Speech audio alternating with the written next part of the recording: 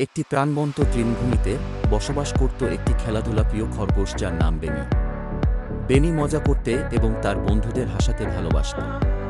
একদিন সে তার সেরা বন্ধু ফ্রেডি ফক্স এবং টিনা টার্টলের উপর চূড়ান্ত প্র্যাঙ্কটি করার সিদ্ধান্ত নিল। বেনি কিছু রঙিন বেলুন খুঁজে পেল এবং সেগুলোকে গাজরে ভরা একটি বড় ঝুড়িতে বেঁধে দিল। সে একটি নোট রেখে দিল যাতে লেখা ছিল জাদুকরি ভাসমান গাজরের ঝুড়ি, এবং সে একটি গুল্মের পিছনে লুকিয়ে পড়ল। যখন ফ্রেডি এবং টিনা এলো, তারা তাদের চোখকে বিশ্বাস করতে পারল না। দেখো, উড়ন্ত গাজরের ঝুড়ি! ফ্রেডি এক্সপ্লেইন করল। টিনা সর্বদা সাবধানী বলল, উড়ন্ত গাজর বলে কিছু নেই।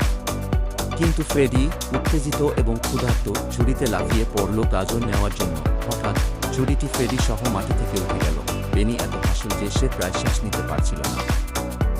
ধরা পড়লে ফ্রেডি! সে তার লুকানো স্থান থেকে লাফিয়ে বেরিয়ে চিৎকার করল। ফ্রেডি প্ল্যানটি বুঝতে পেরে হাসতে শুরু করল। তুমি আমাকে ভালোভাবেই ধরলে, বেনি।